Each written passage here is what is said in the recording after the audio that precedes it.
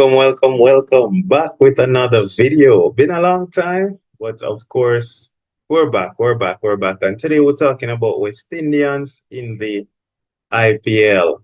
West Indians in the IPL and week one, right? Well, it's actually 2 weeks or 1.5 weeks, but you get the gist, right? 1 week or 1.5 weeks so far into IPL. Let's take a look at how the West Indians have been doing. Of course, we have to start with our talisman. Right now, he's the number one talk in T20 cricket. One of the very best, Nicholas Pooran. He's played 2 games so far. They're going to play another game today, but so far he's played 2 games. Nicholas Pooran, he made 61 in the first game or 62, something like that, unbeaten from 40 deliveries. Was an exceptional innings from Nicholas Pooran. And then, of course, he had that 42 from 21 in the second game that he played. So his team, they've won one and lost one. And he played a significant part in helping his team to win the first one. 42 from 21, strike rate 200, batted at number 5 or 6. I think it was number 6. It was an exceptional innings, came in and gave the innings the impetus it needed after a slowish start. And he's also captaining LSG. So Pooran doing Pooran things. Let's hope he continues.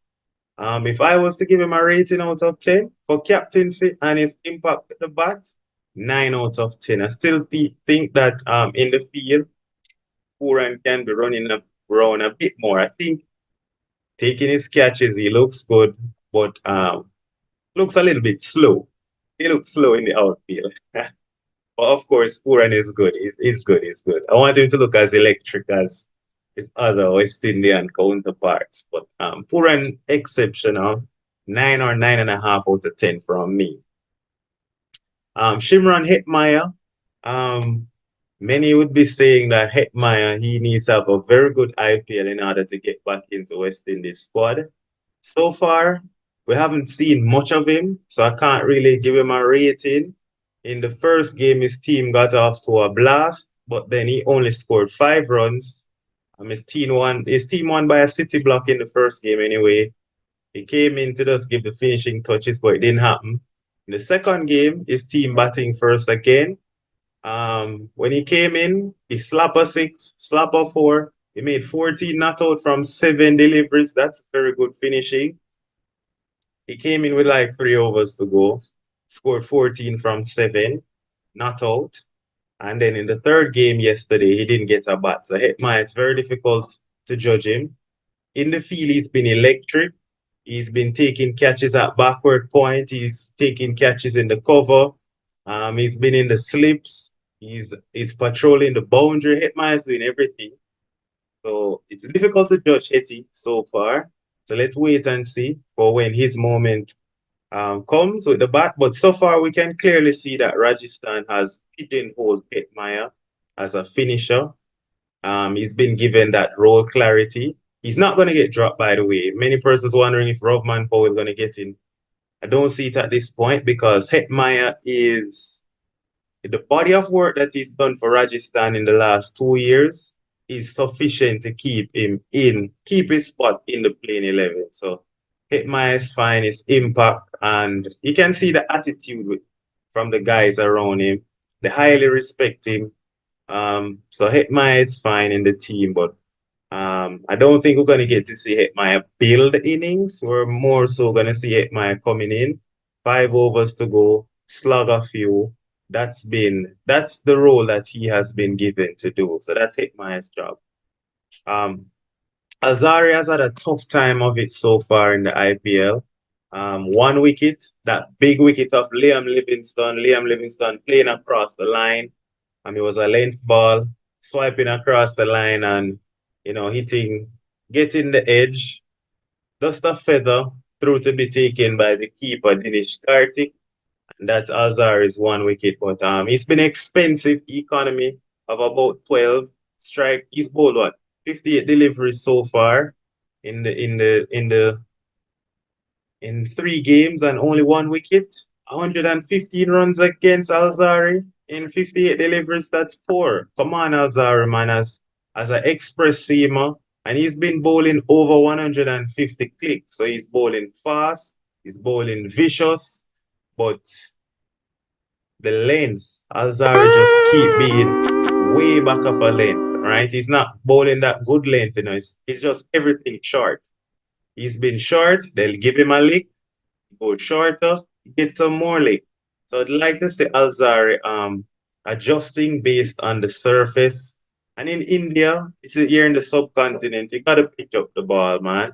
You see the effect of the Indian express quick bowlers. They're using their variations, the Yorker, the bouncer, wide Yorkers, straight Yorkers, leg stump Yorkers, length delivery, good length delivery, and even bowling in the slot sometime, getting wickets. So at the end of the day, Alzari, come on, man, you can't just be that predictable bowling short. But you can always share your thoughts on Alzar. That's my thoughts. Let me know what you think about Alzar so far. I think he needs to step it up, especially given that he's a part of the core leadership group in West Indies. Um, he's currently the ODI vice captain, and T20 vice captain is Shea Hope. But if Shea Hope is not going to play, Alzari might be seen as the next man to say he's the next T20 vice captain. I don't know. So Alzari got to step it up. Of course, our talisman, um, the Superman, Andre Russell, he's been exceptional. Ever since Russell got recalled to West Indies, I don't know what's happened, but Russell with the bat has been a beast. He said he'll be looking like a UFC fighter come the T20 World Cup, but right now he's already looking like a warrior, fighter, champion.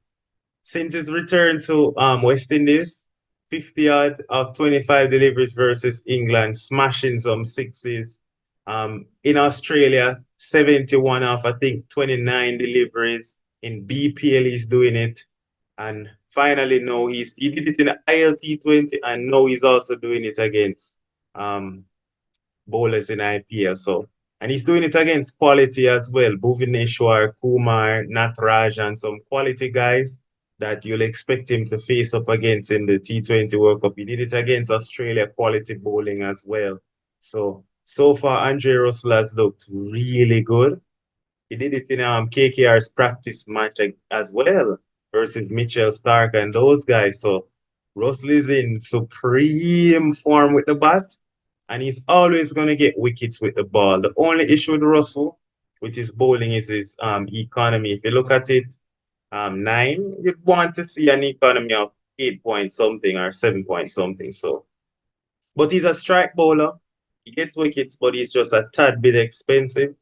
That's it. But for me, Russell 9.5 out of 10 has been exceptional. Sunil Narayan, not playing for West Indies right now, retired from international cricket, but boy, he's still top quality. He's bowling, as you can see, economy of 7. Um, he's almost unplayable. He's not getting smashed. Narayan, for so many years, he's been doing it and he's still doing it. Even bowled a spell, not getting hit for a single boundary. And he was bowling to guys like Klasan, Markram, Tripathi, Abhishek Sharma, Mayank Agarwal. He's bowling to top quality batters and not to get hit for a single boundary. That's crazy. So Narayan is he's doing good. He's doing his thing. He had that blistering 47 from 21 um, against RCB. Azari was one of the bowlers that he peppered. But Narayan not going to read too much into his batting because he's a bit of a hit and miss with the bat. It will come off sometime, another time it doesn't. So I'm not going to read too much into that. And Shea Hope. Where do I start with Shea Hope?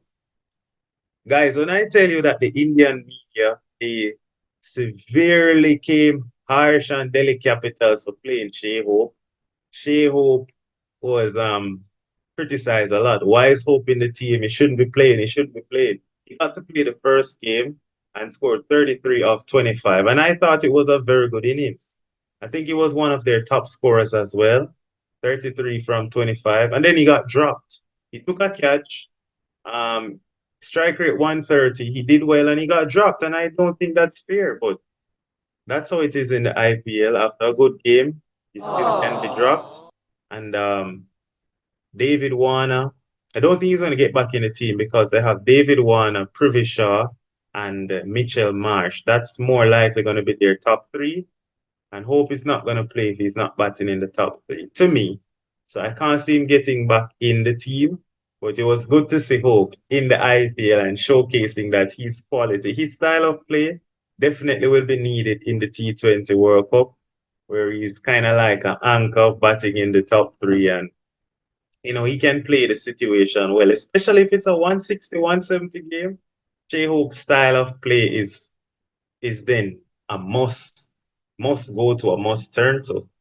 But if it's like a 220 type of game, flat pitch, nothing happening, 220, we see that's where he struggles, where he has to really go hard from ball one and he's unable to play his natural game. His natural game is somewhere in the 170, 160, maybe 180. So, yeah, so I guess Shea needs to work on that for the 200 plus games. Um, Romario Shepherd, guys, believe it or not, Shepherd is not going to feature heavily in this IPL already. After 1 week, he's playing as an impact sub. Um, Mumbai were chasing 277. Yes, it's not a 50 over game, guys. This is IPL. Mumbai were chasing 277. Shepherd came in the 18th over or the 90th. He came in the 19th over, believe it or not. Came in as an impact sub. And he hit 2-6, and that's it. He scored 15 runs from 6 deliveries, not out strike rate 250. And yeah, that's how Mumbai they're going to use Shepherd. So maybe if they're chasing and they need 50 from 4 overs, or if they need 70 from 6 overs, or if they need 30 from 2 overs, that's when Shepherd is going to come in and try have his impact. I don't even think they'll use him at 70 from 6 overs because they might even say too many overs remaining. So Shepherd more so going to come in when it's maybe like 18 overs bowl and they need 29 from 12. That's when Shepherd is more likely to come in to kind of finish off the innings and lengthen out their tail. So they've pigeonholed Romario Shepherd. I doubt we'll be seeing him with the ball. He's bowling in the nets. He's bowling in the pre-warm up session before the game, pre-match. But that's the role that Shepherd has been given. So it's sad. Then of course the guys that are yet to get a game, Sherfane Rutherford from KKR, unlikely to play because Narayan, Russell, Mitchell Stark, those are the foreign players they'll turn to. And of course, Phil Salt is opening the batting. So that's it for Rutherford. Can't see him getting the team. Kyle Mayers at LSG with Pooran and Stoinis. Unlikely we're going to see Kyle Mayers. Shamar Joseph may get a game, but again, our star boy is in the IPL, but maybe we won't see him. Maybe we'll see him later down. You never know. And Rovman Powell definitely not going to get a game for now because the Hetmeyer loyalty from Rajasthan, the impact that Hetmeyer has had over the years, the 4 back-to-back 50s last year and the year before, he had 3 back-to-back 50s. When Taddy's child came back to Rajasthan, helped them got to the playoffs, and Rajasthan has been doing well with their core of players. They haven't changed it. So Rovman is a backup for Hetmeyer. Can't see Rovman getting a game either. As crazy as it sounds, West Indies T20 captain. So the only thing I would want to say then is I would want us to leave. Like, what are our thoughts on the West Indians so far in the IPL? And also, what are you looking forward to seeing from the West Indians? I want us to leave that. Just leave a comment with what are you looking forward to seeing from the West Indians in terms of how is the IPL benefiting the West Indian players, or what do you want to see some of these players get a chance to do in this IPL in preparation for our upcoming T20 Home World Cup? So yeah, just leave your comments, your thoughts on the West Indians in IPL. We're no longer in the undisputed era where we had Gale, Bravo, Pollard, and Narayan Russell, where every franchise wanted to build a team around these guys. No, they're not building a team around these current West Indian players. So, yeah, but That's it. Just leave your comments. Let me hear from you. It is your boy Ronaldo, and I am out.